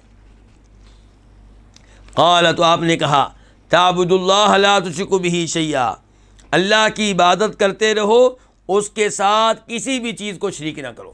شیئن، کسی بھی چیز کو، یعنی کہ نہ کسی فرشتے کو، نہ کسی جن کو، نہ کسی انسان کو، نہ کسی ولی کو، اور نہ ہی کسی درخت کو، نہ کسی پتھر کو، نہ ہی مسجد نبوی کے دروازوں کو، اور نہ ہی حجر اسود کو، کسی کو بھی شریک نہیں کرنا. وَتُقِيمُ الصَّلَاةَ الْمَكْتُوبَةَ، دوسرے نمبر پہ کیا کرنا ہے؟ فرض نماز قائم کرتے رہو. المکتوبہ فرض نمازیں کتنی ہیں؟ 5. وَتُؤَدِّيَ الزَّكَاةَ الْمَفْرُوضَةَ، اور فرض زکوٰۃ ادا کرتے رہو. آپ جانتے ہیں کہ عام طور پہ مال میں زکوٰۃ کتنی واجب ہوتی ہے؟ 2.5%. جو پیسے آپ کے پاس ہیں، جانوروں کی الگ سے تفصیل ہے، دانوں کی وہ الگ سے تفصیل ہے. میں صرف فی الحال کرنسی کی بات کر رہا ہوں، سونے چاندی کی بات کر رہا ہوں. 2.5% کے لحاظ سے زکوٰۃ کیا ہے؟ واجب ہے. وَتَصُومُ رمضان، اور رمضان کے روزے رکھتے رہو. یہ کتنے کام ہو گئے جی؟ گنے جی 4. تو یہ کام جو ہے یہ کیا ہے؟ ارکان اسلام ہیں. تو ارکان اسلام کتنے ہوتے ہیں؟ 5. اسلام کے ارکان، اسلام کے پلرز کتنے ہیں؟ 5۔ ایمان کے ارکان کتنے ہیں؟ 6۔ اللہ پہ ایمان، فرشتوں پہ ایمان، آسمانی کتابوں پہ ایمان، رسولوں نبیوں پہ ایمان، آخرت پہ ایمان، تقدیر پہ ایمان، 6۔ لیکن جو اسلام کے پلرز ہیں، اسلام کے ارکان ہیں، وہ کتنے ہیں؟ 5۔ تو یہاں پہ 4 آئے ہیں، ایک نہیں آیا۔ کون سا نہیں آیا؟ حج۔ حج کا تذکرہ کیوں نہیں آیا؟ اس کے بارے میں علماء کرام کہتے ہیں یوں لگتا ہے کہ حدیث روایت کرنے والے راوی بھول گئے ہیں، اللہ کے رسول نے تذکرہ اس کا بھی کیا ہوگا۔ زیادہ امید یہی ہے۔ چلیں جی آگے۔ قال، اس آدمی نے کہا والذی نفسی بیدی، اس ذات کی قسم جس کے ہاتھ میں میری جان ہے۔ اچھا، یہ قسم کس کی اٹھا رہے ہیں؟ جب کہ اللہ کے رسول سامنے بیٹھے ہوئے ہیں۔ آج لوگ بات بات پہ قسم کس کی اٹھاتے ہیں؟ اللہ کے رسول کی۔ تو اگر اللہ کے رسول کی قسم اٹھانا درست ہوتا تو صحابہ کرام بھی یہ عمل اختیار کرتے۔ وہ آپ کے سامنے بیٹھ کر آپ کے رب کی قسم اٹھاتے ہیں، آپ کی نہیں اٹھاتے۔ تو صحابی نے کہا اس ذات کی قسم جس کے ہاتھ میں میری جان ہے۔ اس سے پتہ چلا کہ ہماری جانیں کس کے ہاتھ میں ہیں؟ تو اسے کیا پتہ چلا؟ اللہ تعالیٰ کے ہاتھ ہیں، اللہ کے ہاتھ ہیں۔ کیسے ہیں؟ ایسی کوئی بات ہم نہیں بیان کریں گے۔ کیوں؟ کیونکہ ہم نے اللہ کے ہاتھ دیکھے نہیں، ہم اس کی تفصیل بیان نہیں کر سکتے، کیفیت بیان نہیں کر سکتے، نہ ہم یہ کہہ سکتے ہیں کہ بندوں کی طرح ہیں، تشبیہ بھی نہیں ہم دے سکتے۔ لیکن ہم یہ کہتے ہیں اللہ کے ہاتھ ویسے ہیں جیسے خالق کے شیء نشان ہیں، ہمارے ہاتھ ویسے ہیں جیسے ہمارے شیء نشان ہیں۔ کبھی خارش، کبھی پھنسیاں، کبھی سردی لگتی ہے سردی کے دنوں میں، کبھی کیا مسئلہ، کبھی بوجھ اٹھائیں تو درد۔ تو یہ ہے انسان کے ہاتھ۔ اللہ تعالیٰ کے ہاتھ ہر عیب سے پاک، ہر کمزوری سے پاک، ہر نقص سے پاک۔ فرمایا لا ازید علی ھذا، قسم اٹھانے کے بعد اس آدمی نے کہا میں اس پہ اضافہ نہیں کروں گا۔ کس پہ؟ ان چیزوں پہ جو آپ نے بتائی ہیں۔ اللہ کے رسول سے کہہ رہا ہے کہ میں اس پہ اضافہ نہیں کروں گا۔ فلما ولا، پس جب وہ مڑ گیا، واپس جانے کے لیے مڑ گیا، پیٹھ پھیر لی اس نے، قال النبی صلی اللہ علیہ وسلم، تو تب فرمایا نبی علیہ السلام نے من سرہ ان ینظر الی رجل من اہل الجنہ، جسے یہ بات اچھی لگے۔ کیا بات؟ کہ وہ دیکھے اہل جنت میں سے کسی آدمی کی طرف، فلینظر الی ھذا، بس چاہیے کہ وہ اس کو دیکھ لے۔ اور مسلم شریف میں ایک اور حدیث میں یہ الفاظ آئے ہیں کہ آپ نے کہا ان تمسک بما امر بہ دخل الجنہ، اگر اس نے ان امور کو مضبوطی سے تھام لیا، سینے سے لگا لیا جو میں نے بتائے ہیں، تو یہ جنت میں جائے گا۔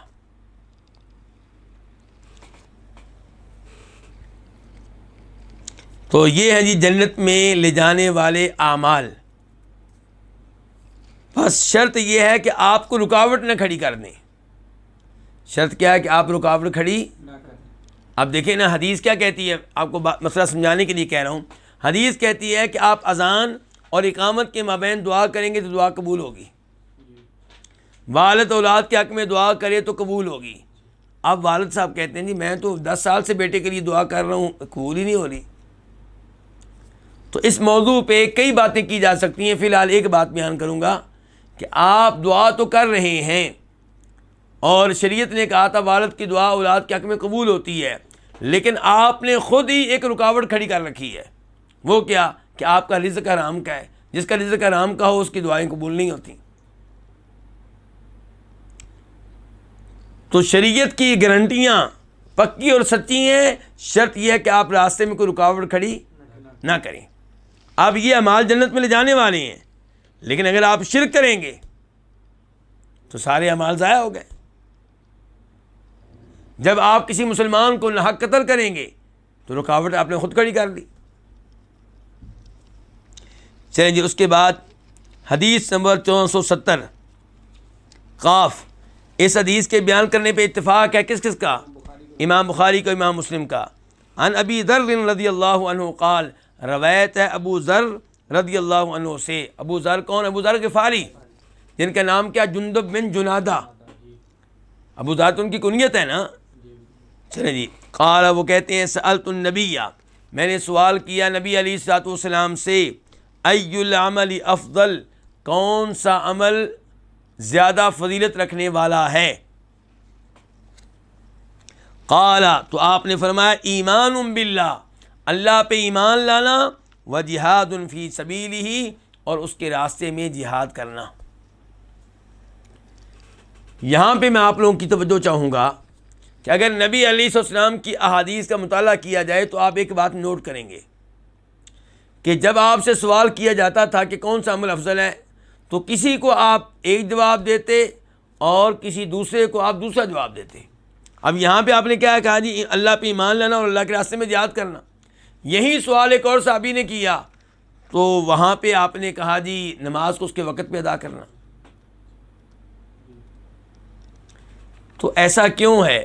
کیا ہم کہہ سکتے ہیں کہ احادیث میں تضاد ہوتا ہے، ٹکراؤ ہوتا ہے، اس لیے احادیث ناقابل حجت ہیں؟ اگر کوئی ایسی بات کہتا ہے تو یہ بات اس بات کی دلیل ہے کہ وہ انسان احادیث کے علم سے جاہل ہے. نبی علیہ الصلوۃ والسلام نے ہر سوال کے جواب میں وہ جواب دیا جو سائل کے لحاظ سے، حالات کے لحاظ سے مناسب تھا اور ٹھیک تھا. اس کے لحاظ سے کیا تھا؟ مناسب تھا اور ٹھیک تھا. تو کہیں پہ نماز کے بارے میں اہمیت بیان کرنا مقصود تھا تو وہاں پہ آپ نے جواب دیا کہ نماز کو وقت پہ ادا کرنا جو ہے یہ سب سے اللہ کو محبوب عمل ہے. اور کہیں پہ جہاد کی اہمیت ہے، کسی کو جہاد کی ترغیب دینا چاہتے ہیں تو وہاں پہ آپ نے یہ عمل بیان کیا. تو کسی موقع پہ کوئی عمل زیادہ افضل ہوتا ہے اور کسی انسان کے لحاظ سے کوئی عمل زیادہ افضل ہوتا ہے. دیکھیں ایک آدمی جو ہے اس کے والد صاحب کیا ہیں؟ بیمار ہیں. اس کے والد صاحب کیا ہیں؟ بیمار ہیں، اور وہ جہاد پہ جانا چاہتا ہے. تو اب مولوی صاحب اس سے کیا کہیں گے کہ والدین کی خدمت کرنا جہاد سے زیادہ بہتر ہے. کیوں؟ کیونکہ یہ اکیلا بیٹا ہے اور والدین کو سنبھالنے والا کوئی اور نہیں ہے.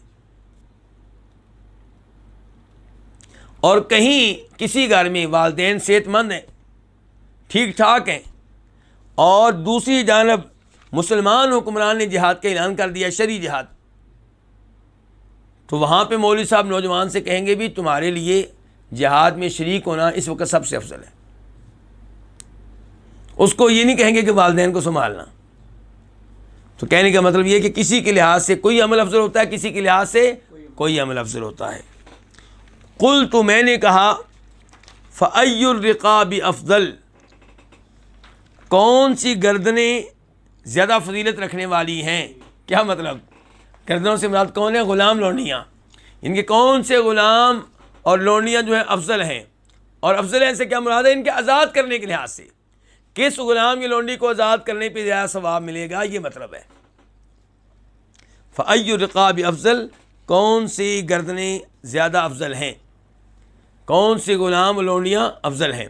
تو آپ نے کہا اغلاہا ثمنا وانفسها عند اہلیہا، اغلاہا جو ان میں سے زیادہ مہنگے ہوں، ثمن قیمت کے اعتبار سے. جو غلام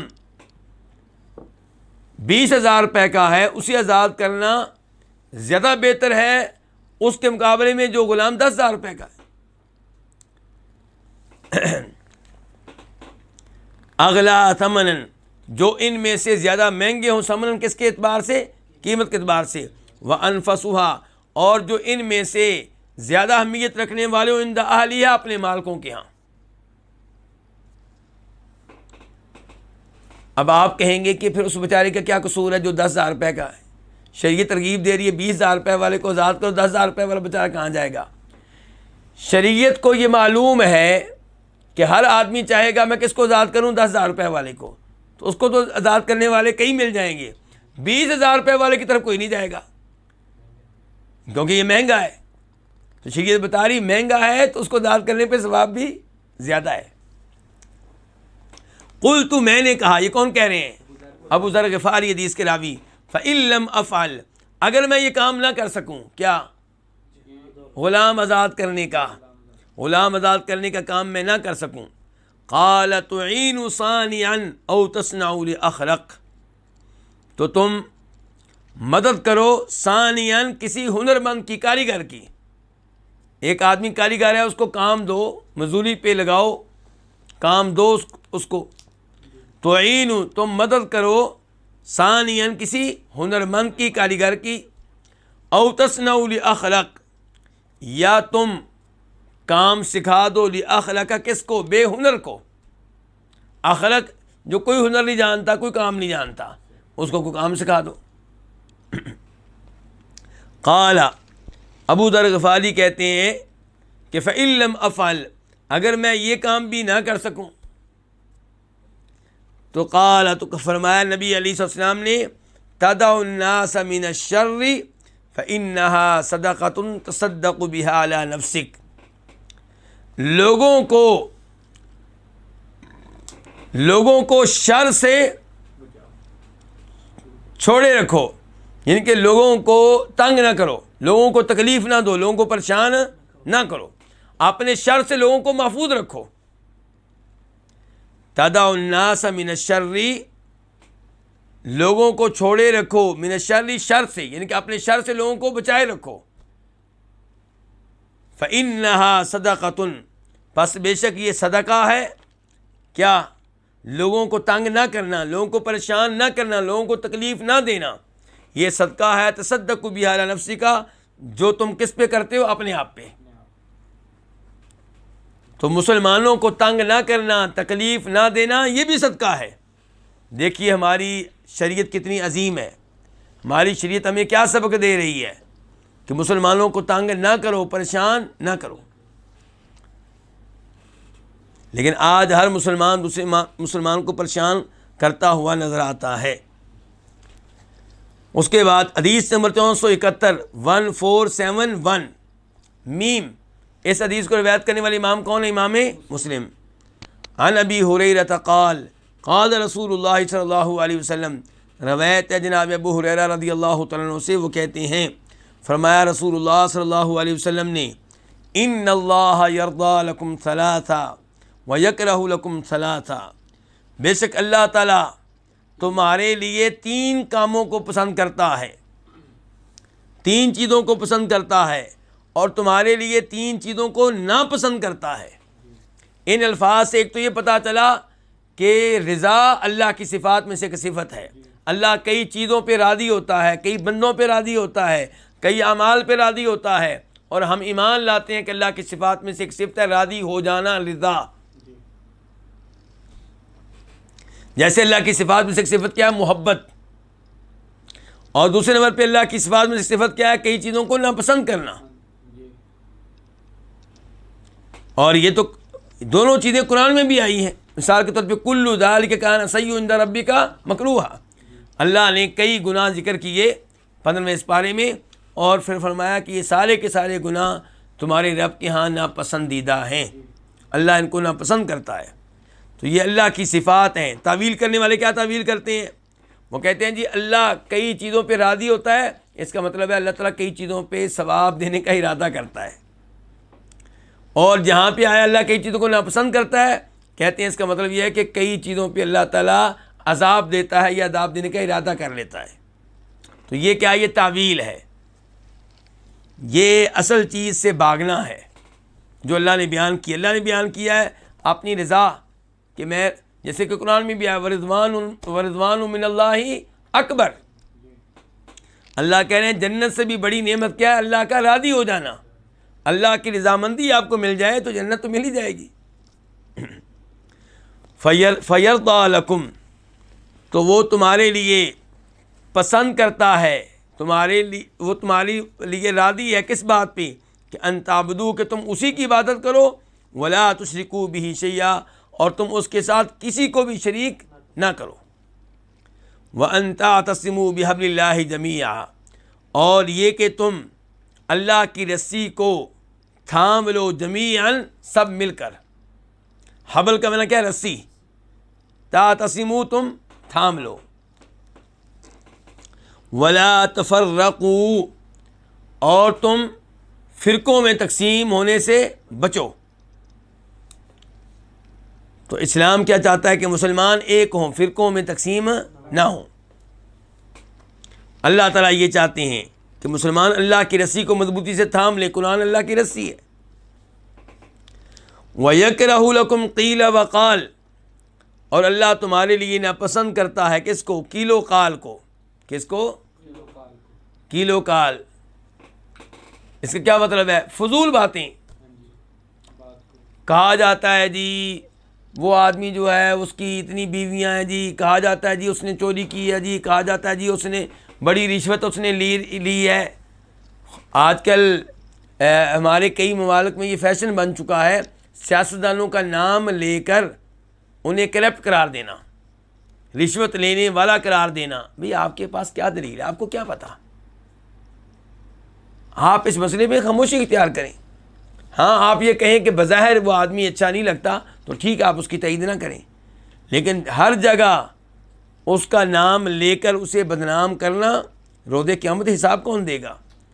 میں کئی بھائیوں سے کئی دفعہ پوچھ چکا ہوں کہ کیا کوئی ایسی حدیث آئی ہے جس میں کہا گیا ہو کہ اگر مسلمان سیاستدان ہو تو اس کی عزت جو ہے وہ حلال ہے، اس کے بارے میں جو مرضی باتیں کرو؟ کیوں جی کوئی ایسی حدیث ملی آپ لوگوں کو؟ مجھے تو کوئی ایسی حدیث نہیں ملی جس میں یہ آیا ہو کہ اگر کوئی سیاستدان ہے تو اس کی عزت حلال ہے، آپ اس کے خلاف بھی باتیں کر سکتے ہیں، اس کی بیٹی کے خلاف بھی، اس کے بیٹوں کے خلاف بھی، اس کے ماں باپ کے خلاف بھی، اس کے بھائیوں کے خلاف بھی۔ تو زبان کے اوپر کنٹرول رکھنا چاہیے۔ فرمایا وَيَكْرَهُ لَكُمْ قِيلَ وَقَالَ، اور وہ تمہاری ناپسند کرتا ہے قیل و قال کو۔ قیل کا لفظی معنی کیا ہوتا ہے؟ کہا گیا، کہا جاتا ہے۔ قال اس نے کہا۔ وَكَثْرَةَ السُّؤَالِ، اور دوسرے نمبر پہ ناپسند کرتا ہے بہت زیادہ سوالات کو۔ کس کو؟ بہت زیادہ سوالات، خصوصاً ان چیزوں کے بارے میں جو ابھی واقع نہیں ہوئی اور واقع ہونے کا امکان بھی نہیں ہے، جن کے واقع ہونے کا خاص کوئی امکان نہیں ہے۔ اور کثرت سوال کا معنی ہے کہ یہ بھی ہو سکتا ہے کہ لوگوں سے مانگنا، بھیک مانگنا بہت زیادہ، تو شریعت اس سے بھی کیا کرتی ہے؟ منع کرتی ہے۔ اس کا ایک تیسرا مطلب یہ بھی ہو سکتا ہے کہ لوگوں سے بہت زیادہ سوال کرنا، اچھا آپ کا کاروبار کیا ہے، کدھر ہے، آپ یہ چیز کہاں پہ رکھتے ہیں، آپ کے بچے کہاں، ان کی بہت زیادہ تفصیلات میں چلے جانا، وہ نہیں بتانا چاہتا اور آپ اس کے پیچھے پڑے ہوئے ہیں۔ ہر آدمی کی ایک پرائیویسی ہوتی ہے، ہماری شریعت سب سے زیادہ پرائیویسی کا خیال رکھتی ہے۔ وَإِضَاعَةَ الْمَالِ، اور تیسرے نمبر پہ اللہ ناپسند کرتے ہیں کس چیز کو؟ مال ضائع کرنے کو۔ مال ضائع کرنا، فضول خرچی کرنا، فضول چیزوں پہ مال لگا دینا، کیونکہ مال کے بارے میں سوال ہوگا روز قیامت، کہاں سے کمایا اور کہاں پہ خرچ کیا۔ اس لیے ان امور سے بچنا چاہیے۔ تو اللہ کے رسول علیہ السلام نے بتا دی یہ وہ امور جن کو اللہ پسند کرتا ہے اور وہ امور بھی جن کو اللہ ناپسند کرتا ہے۔ اگر آپ چاہتے ہیں اور میں چاہتا ہوں کہ اللہ ہم پہ راضی ہو جائے تو ہم وہ امور اختیار کریں جن امور کو اختیار کرنے سے اللہ کی رضامندی ملتی ہے، اور اگر ہم چاہتے ہیں کہ اللہ تعالی ہمارے اوپر ناراض نہ ہو تو ہمیں چاہیے کہ ان امور سے دور رہیں جن کو اللہ ناپسند کرتا ہے، اور وہ کیا ہیں؟ قیل و قال، کثرت سوال اور مال کو ضائع کرنا۔ اللہ رب العزت ہمیں نبی علیہ السلام کی حدیث صحیح معنوں میں سیکھنے کی توفیق عنایت فرمائے اور ان احادیث کے ساتھ جڑے رہنے کی توفیق عنایت فرمائے۔ وآخر دعوانا الحمد للہ رب العالمین۔